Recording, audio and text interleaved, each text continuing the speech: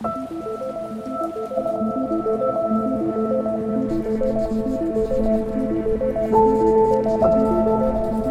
past 6 months I've been working on a feature film script, which I do plan to film and direct. I've written 2 drafts so far, and I'm about to move into my 3rd draft, and I think I can safely say that this whole process has been both harder and more fun than I expected. And so I want to make this video to share my story writing the script so far. I've been documenting the process of getting ideas, outlining, screenwriting for the first draft. But for the 2nd draft, I'm going to do this style of a video where I reflect on the videos that I took while writing that draft, now that I've had weeks to digest and process and even work more on the script. And the story that I'm writing is about 2 characters in 2 different worlds. One is Ben, who is an engineer major who recently came out of college, and he's struggling to find meaning in his work. And he suddenly starts getting these visions to start building this spaceship with his friends. And he believes these visions are coming from some other realm. And the other world is Cosmos, who is a astronaut bear in a spaceship in another galaxy. And Cosmos the bear is responsible for sending Ben these visions that he's getting. And before I go into these reflections, I want to preface with this. This is my sort of philosophy on advice. The best advice to follow is the advice that feels right. Don't betray your intuition. Don't force something that doesn't feel right. Follow what calls to you. It could be advice that has found you in a serendipitous fashion, or advice that is something you already know deep down inside is true, but maybe you just need to hear it again, or advice that sparks a sense of curiosity. Whatever it is, as long as it feels right, that's the advice you need to follow. It's the advice that's meant to assist you at this point in your journey right now. And I preface with that because each relationship between each writer and story is different. They're all unique, and deep down inside you hold the answers as to how you should handle your own story. I'm just here to share my story and help you in any way that God wants to orchestrate this whole thing. So without further ado, the reflections.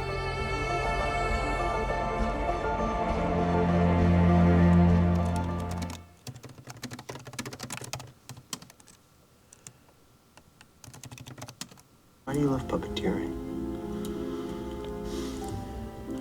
Well, Maxine, I'm not sure exactly. I'm rewatching Being John Malkovich again, and the screenplay is so good. I mean, it just feels so effortless, the writing, but it's also so genius and so entertaining. After just watching the first 15 minutes, I went back into my own script and wrote something within one of my own scenes based off an idea that I got while watching this. Okay. So after I finish writing the first 10 pages, I start watching this movie called Being John Malkovich, which is an incredible comedy sci-fi, same genre as the script I'm writing, and it has been super inspirational for the process of writing the script. And when I watch this movie and other movies like it, I visualize my own characters from my own story in that movie. And the ideas are just flowing, and it's insane, it's crazy. And I would say that if there is a movie that stands out as you're writing your own script, just take note of that and see why it's standing out and see why it's maybe trying to guide your process. I would literally just watch scenes from this movie on YouTube and scenes from Eternal Sunshine of the Spotless Mind, which is another Charlie Kaufman movie. And I would just watch them time to time, and just the inspiration, the ideas that I get from them is just insane. And if you're worried about, copying or, your movie just being an exact replica of other movies that you like, you'll know that deep down inside. You'll know that balance between inspiration and just copying, however you define those things. But I really think inspiration is such a beautiful thing. There's a quote that I love. It's, "Inspiration may be a form of superconsciousness, or perhaps of subconsciousness. I wouldn't know, but I am sure that it is the antithesis of self-consciousness." There's so much work and effort and artistic effort that's put into those pieces of work.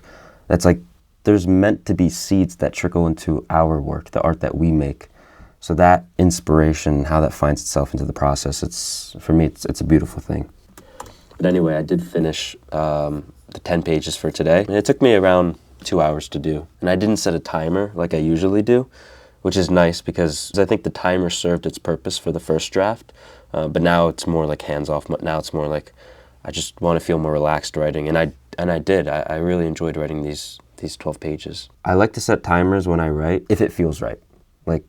Just purely on my mood, or if I think it will serve the work. And so whatever work strategy you use when writing, just pick one that feels right, whatever resonates the most. So far in the second draft, the story is pretty similar, but there's definitely differences, a lot of differences in the details. And overall, the dialogue is just a lot better than the first draft. Because again, that first draft is just like forcing through the pages, but now I have more time and I can feel these characters coming through more. So here's the thing with dialogue that I've been experiencing while writing the script, is that the more comfortable and certain I feel on the story elements, like the plot and the structure, and how confident I am that certain story elements will actually be in the final version, that helps me write dialogue, because I actually believe the scenes that I'm writing. And I feel more just in tune with the story, and I can see what the characters would actually say. Like, because I was more confident in the second draft outline than I was in the first draft outline, the dialogue was better. At least that's what I believe. That's a connection that I've made. I guess it's just harder for me to imagine what a character would say in a scene if I don't even first believe that they would be in that scene in the first place. And also, when it comes to writing dialogue, something that I try to do is I also like to make music and write melodies, and it's a very similar thing. Like, I'm just listening. I'm just listening for the characters, just trying to hear what they would say, as opposed to trying to think and overcalculate and make logical sense of what they would say. I just try to listen, as if I were writing a melody, just playing guitar, playing piano, or playing a synth or whatever, just listening for the melody to come to me. I also rearranged my room. I cleaned it up before starting this second draft, and I feel like that environment, that cleansing of the environment, and just resetting of the environment also translates to the interior world now, a new start, a fresh start for the screenplay. So it's actually funny because I've done the same exact thing now after writing the second draft. In my room now, it looks different. And I realize now, consciously unintentional, subconsciously very intentional. And your environment when you create can be a huge superpower. And it doesn't really matter what it looks like, it just matters if it feels right. Because you could have a bunch of things up, like I have here on this desk, to inspire you creatively when you work on your craft, or you could have nothing, to have like no distraction or stimulation. Either or is fine, it just depends on what you want. So for these next two sessions, I guess I didn't take the time to talk to the camera. I guess I was just kind of keeping my head down and focusing on getting the work out. But hey, consistency, just showing up. You make a plan, follow through with it within reason. And I say within reason because things take a little turn later into the draft, but we'll get to that. And I did do my best to stick to 10 pages a day. Sometimes it would be a little more, a little less, but on average I did do a good job of sticking to that. Okay, so we're 40 pages into the script. Pretty great, honestly. I feel like this is a huge step up from draft one. I'm already taking notes on certain improvements and certain things that I need for the next draft, but in terms of how I was feeling about the first draft when I was at this point, about 40 pages in, I mean, leagues different. And I was talking with a friend today, and he made the comparison of chipping away at it. You're just chipping away at it, like, Michelangelo making the statue of David, just chipping away. I think the first draft was like chipping away the huge parts of the marble, and now the second draft is, chipping away at smaller pieces. And I can see, okay, then the third draft and fourth draft just it becoming substantially better and more aligned with how I feel the vision of the film forming. Yeah, that's literally what it feels like. It feels like chipping away at a statue. And you just have to keep chipping even when you're scared that you don't know enough. Like, I had this vision, actually a few days ago, in my head about this script, and it was a vision of me holding this piece of a treasure map. Not the whole treasure map, just like a fraction of it. And intuitively I knew that the vision was telling me that I have to move forward even though I don't have the whole map yet. Almost like in a video game, if you played a video game where the map of the game is all like unknown and it only reveals itself as you explore that territory. It's kind of like the same exact deal with writing the script. It's just moving in even though you don't have it all figured out, even though you don't know what the whole map looks like. It's solving the puzzle even though you don't know where all the pieces are going to go yet. And I was talking with my aunt about this too, because she's also a writer. She was saying, you don't know how a certain idea is going to change and transform. So you can go in it with the ideas that you have and then just trust in the way that they'll change and transform and the way that they'll carry you forward. It's this sort of like divine test to see if you will be courageous enough to move forward with what you have. And that's what you have to do. You have to trust in what you've been given at this point, what you've received idea-wise and material-wise, and march forward with that. And I can already see my screenwriting improving.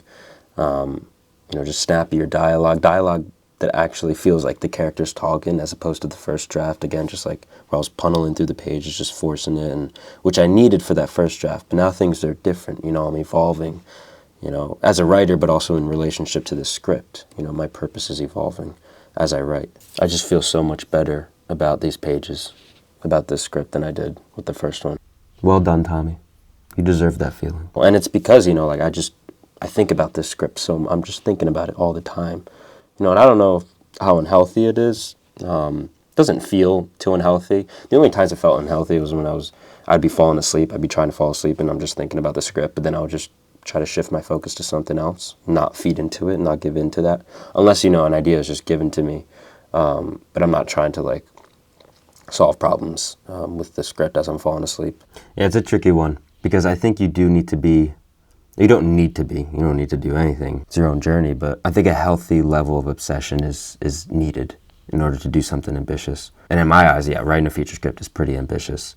So you do need to kind of be obsessed. And again, I think it's the same thing with everything. You hold the answers within. You will know deep down inside however healthy that obsession is. But I'm a big believer that the principle of balance applies to everything in life. So however your balance is with the obsession, with your artwork, you'll know how to walk that. But I just think about it all the time.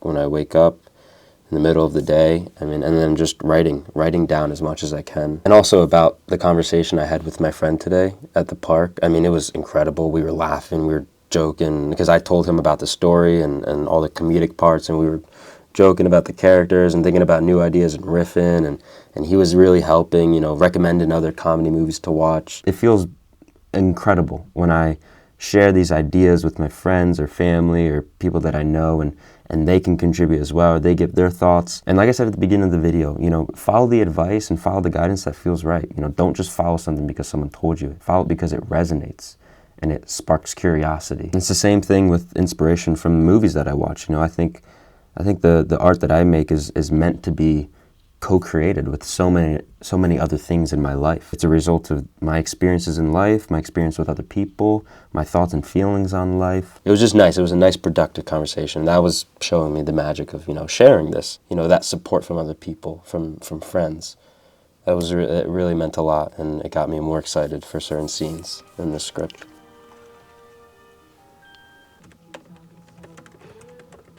All right, 52 pages in. I really enjoyed this session. This was one of the more explicitly comedic scenes. I'm gonna press pause on this music. I was listening to some music from my playlist on Spotify of songs that I imagine that would go well with this film, or just similar vibes, similar feelings. I don't usually write with music, but sometimes it helps, sometimes when it feels right. Yeah, the music thing is the same thing as the timer, or using a timer or not using a timer. It's if it feels right, if it feels like it will serve the session. But atmospheric music, or even music from other films, helps me really to imagine the characters alive and actually happening in my head. I love this scene. This is like an interview scene of someone interviewing for a job. And I've always loved this scene in the screenplay. And I really like what I wrote, but I think still some of it needs to be shaped. And this was something that I actually got from a friend, this idea, because he was telling me his story of an interview that he had for a certain job. And I was like, this needs to go in the script. Just dependent on other things in the screenplay that I haven't really figured out yet. But again, it's just chipping away. And that's all this is. It's just revealing more of the statue within the marble. Something I will say, I'm running into a similar issue that I ran into with my first script, which is where I have this certain idea of a big scene in the middle, not really a climax, but just like a big midpoint of the script that I want to have at a specific page count, at a specific moment, in terms of length into the story. And I still am over that point. I'm still writing into the territory of where I already want the scene to be. Yeah, I try to explain it here, but basically, let's say I have a climax scene that I know I want to happen around an hour into the movie, which would be around page, let's say 60. But then I'm writing my script, and I'm like 70 or 80 pages into it, and I still haven't gotten to that scene that I know I want to take place before the point that I've already written up to. This is something that I kind of struggled with in the second draft and also the first draft. I think, honestly, this is one of those areas in the journey of writing the script that I'll be able to better reflect on once the script's actually totally done. Then I can look back and be like, oh, okay, so this is how I was able to deal with this. But I'm still in the thick of mentally grappling with this issue. And I ran into this issue with my first draft. But again, I'm just writing. I'm not letting that stop me. I'm not going to be all perfectionist about it right now because I'm still in an early version of the story. So I'm just trusting, just keep going. And these things are going to form. These things are going to form much cleaner and much more finer as the pages go, as the drafts go. That being said, I'm still in a better place than I was in the first draft in relation to that issue. So, progress.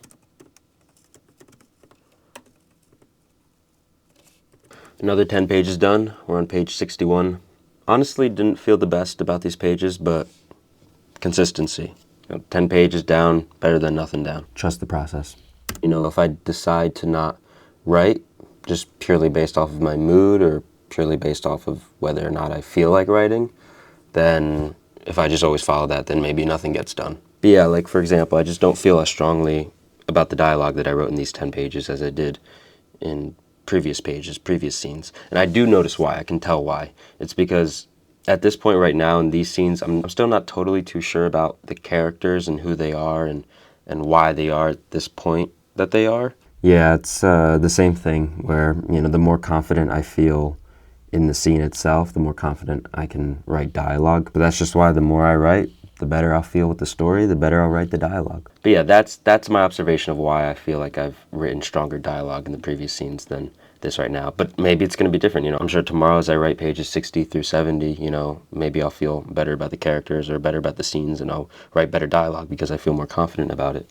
That's just the thing. But, again, as I go through these drafts, as I go through refining the story, chipping away at the marble, I'll get a better idea of these characters and stories more.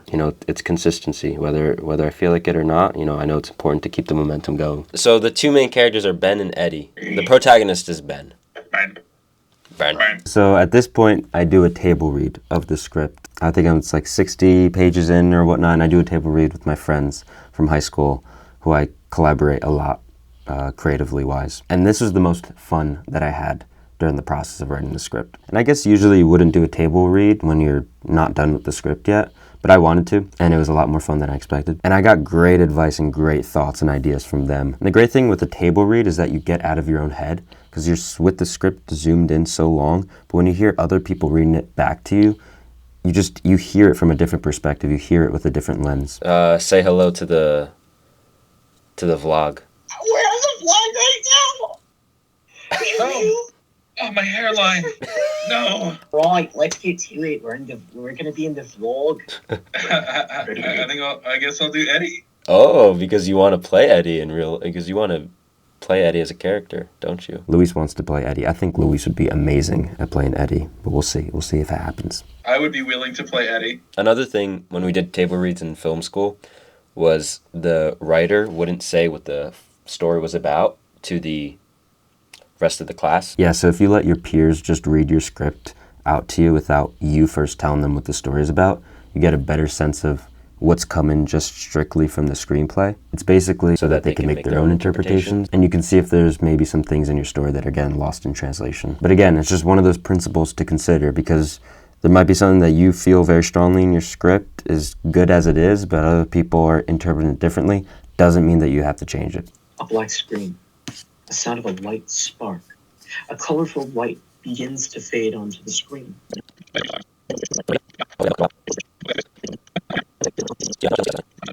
You can be Steve. Yes. Fidget Steel. Fidget Steel. You explain to him that negative data and positive data are not the same thing? Steve taps his butt. Absolute cinema. Amanda, Jerry can't do tonight anymore. No.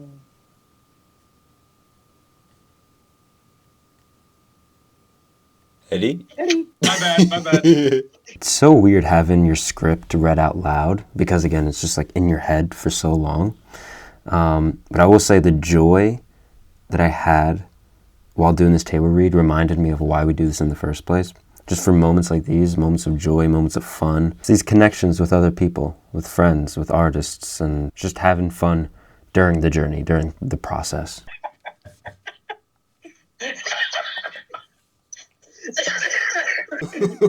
Let's just say during the table read, there was a line that came off the wrong way. I didn't realize that part was going to come off that way. Freudian slip. It's even funnier with the last line being, whoa, and then he just...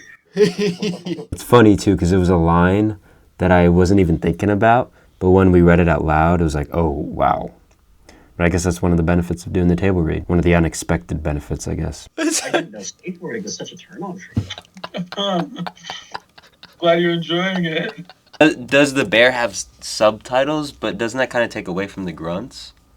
It does, but that would be funny. And then basically from this point, they just give their thoughts and ideas and feelings and what they thought of the script. And I took a lot of notes, a lot of things of what they said. And, you know, I just follow the things that resonate, follow the things that feel right. I thought of a way you could do the fourth wall break and have it kind of smooth.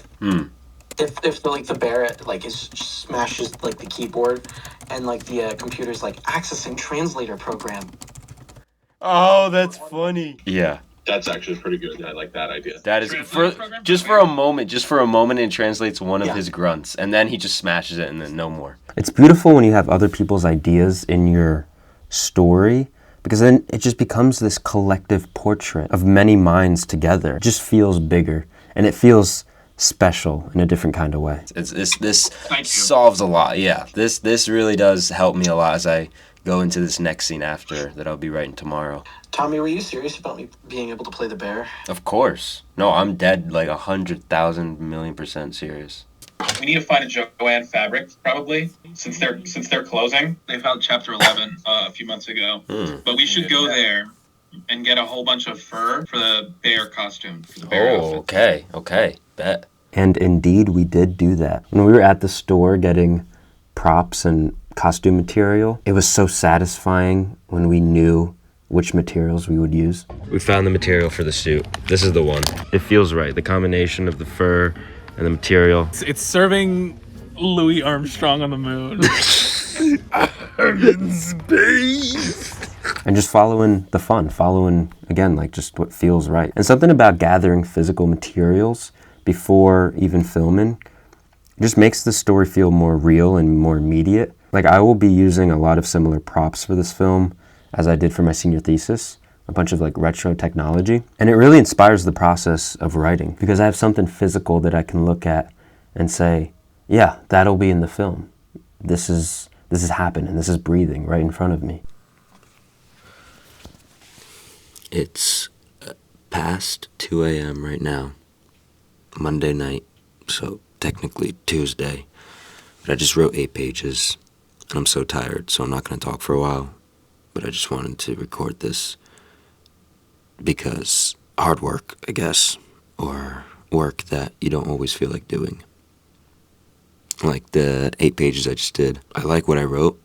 There's a lot of nice parts, but it wasn't the easiest to write them. Now I could have, gone to sleep, done it tomorrow, but I knew I didn't want to do that to myself to give me double the shift tomorrow. Some days, some nights are going to be like this, but just getting it done, gotta get it done. I know that I'm going to slow my own momentum if I say, I'll do it tomorrow, I'll double the shift, and then one thing leads to the next, and I stop momentum or I make excuses. Very real part of the process. And I didn't think some of the sessions would be as hard as they were when going into the script. Like, even at the beginning of this year when I started writing the script, I did not expect some of the writing sessions to be as hard as they were. But again, it's a little tricky. It's that balance between like when do you write and when do you acknowledge that if you just force yourself to write, you're not going to get good material, so it's better to rest. It's a whole balance. But ultimately, I do believe that balance has to go in alignment with your intuition, whatever you feel is best at the given phase of your writing process. But you'll probably have times like these where you just have to force yourself to write, and it will test you.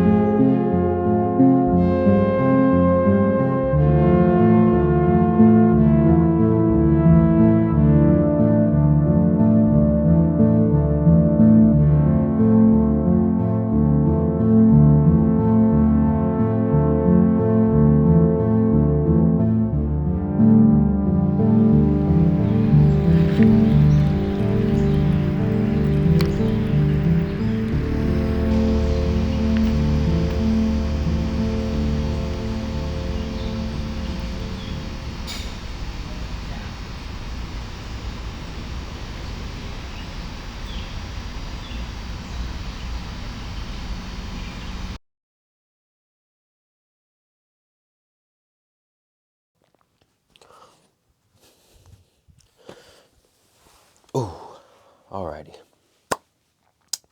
So at this point, I take a few weeks off from writing the script and I switch gears. I'll let myself explain. So I have decided to not finish the second draft, which we got 80 pages into, and instead use the time, energy, and creative focus that I would have otherwise used for that second draft, and I'm putting it into the third draft. And this is the brain map for the third draft. All right, so here's what happened.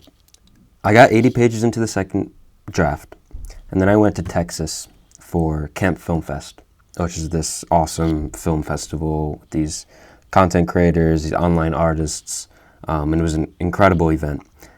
And I met a filmmaker, his name is Garrett, and we were talking just about everything, about art, the creative process, life, all that stuff. And he was mentioning about this idea of creating a brain map for your film. He was showing me the map that he made for his own film that he's working on right now, which is this awesome like stop motion movie, which is actually very similar to my own film in a lot of ways, which was not a coincidence. And he was saying as he mapped out the story, he gets a better overall big picture of the story he's trying to tell. And as he was describing this, it felt so right in my soul. I was like, this is what I need to do for my film. Because at that point, you know, I was getting to a point in the script where it wasn't flowing the same as it was the first, for a majority of the first 80 pages. And so that's what I did here with this whiteboard. I created a brain map. And this is a beautiful example of how other people help you in your journeys. Like that conversation was meant to happen. I was meant to hear that from him, and that was meant to resonate with me. And that was a conversation that I needed to have. And I created other brain maps in my journals. And they're great because they're in a culmination of all the principles and main themes and ideas of everything that I've collected over time, over the past 6 months. And I needed to make these maps to refigure out what kind of story I'm trying to tell so I can get clarity on that, and that clarity would help me in the areas where I'm stuck right in my script. I mean, these are all like the journals that I've used for the ideas for the film.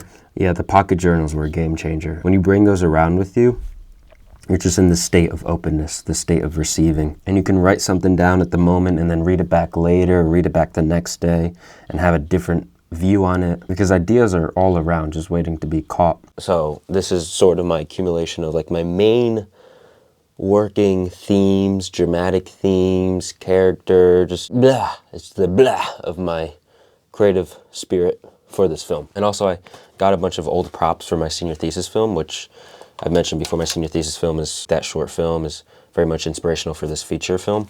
And so I got a bunch of, you know, like retro technology props that I had for that film to inspire and spark up things for this, you know, old cameras, speakers, video game, just things to get more physical, because all this is just like in my head, and it helps to have like physical things as well for creative inspiration. Again, same thing with the costume. It's just getting those materials wherever I can, and it just adds a nice immediate real energy to the process. So didn't finish the second draft, but it's really learning that balance between being stark and strict and disciplined of like, oh, I'm going to finish this, you know, I'm going to do what I say, and then also more free flowing, like adapting to the wind and doing what I just intuitively feel, you know. And it's a balance, you know, neither side is 100% correct all the time, but it's a balance that I'm learning. And, you know, I was asking myself that. I was like, oh, like, you know, I'm 80 pages into the second draft. I want to finish it, but I also don't really feel like, I didn't feel like working on it anymore. And I think that's because I wasn't so confident in the opening structures of that second draft, and I knew I wanted to change certain things that would inevitably change the ending to that, or what would have been the ending to that draft. So because I kind of felt that intuitively, I was like, I think I'm going to use my focus on the third draft and tuning into the story structure more, and again, just like getting the ideas that are coming to me each day, that are constantly, you know, informing this statue. So yeah, this is one of the main balances of this whole writing journey, is knowing when to write and when not to write. Is it going to be best if you force out a bunch of pages or put your head down and just write? Or is it going to be best for you to take a step back, create a brain map, whatever you need to do? And I don't think there's a right answer or a right rule for that process. It just comes down to you. You're the only one walking that balance with your own script. And I actually just wrote a blog about that whole concept recently, if you want to check it out. If this is an area of writing that intrigues you, I think that blog would help you. Again, it's your intuition. You are walking the balance. You know deep down inside what you need to do at the given moment. Again, a very intuitive thing. That's why intuition transcends all. When you think about rules in the creative process, what do you do? How do you write a story? How do you make a film? How do you make a song? When it comes to rules and processes and routines and what you traditionally used to, if your intuition tells you to do something, that transcends everything. That's been my experience as an artist. That intuition transcends everything. My intuition told me to switch gears and go towards that third draft. And having this whiteboard now is going to really help me just to have something to look at as I'm writing this third draft. I'm writing my script. I'm going to roll into it, and I'm going to be able to look at this and look at the important themes and important principles that are motivating my story.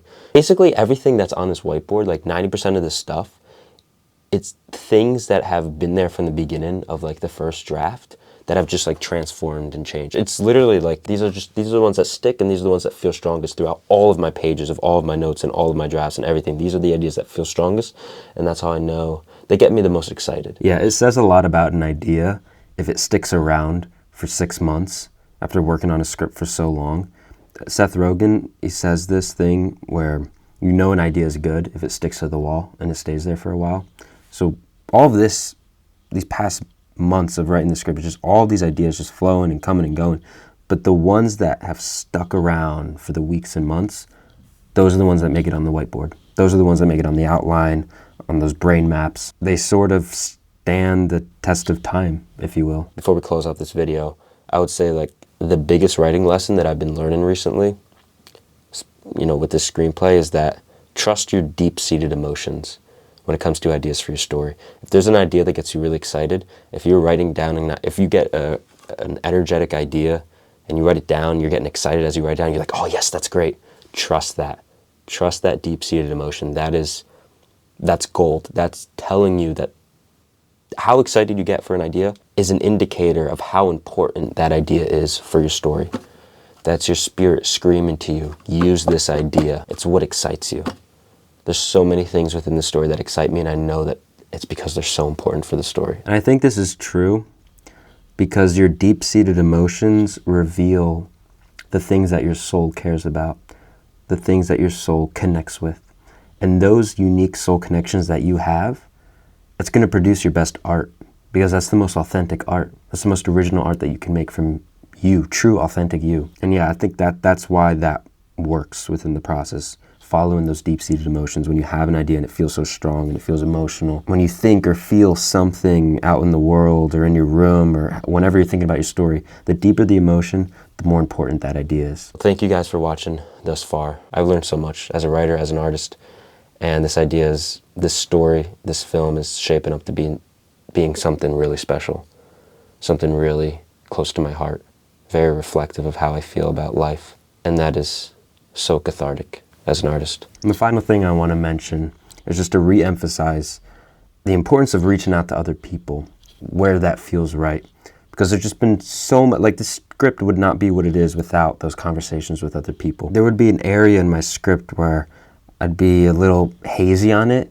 and I would just intuitively feel like, oh, I want to bring this up to one specific friend. And I would, and that conversation would feel so inspirational. And the other day I brought up my script to another friend. He told me it was making him think of this other trailer, Project Hail Mary, this movie that's coming out. My trust in this fellowship of people around me has really allowed me to reach a new creative level within my screenwriting. So much to think about, so much to reflect on. I'll be heading into my third draft within these next couple days, which is super exciting.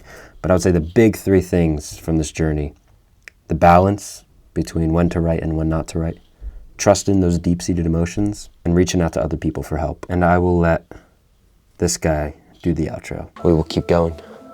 Thank you for watching. As always, God bless. Dream on. Peace out.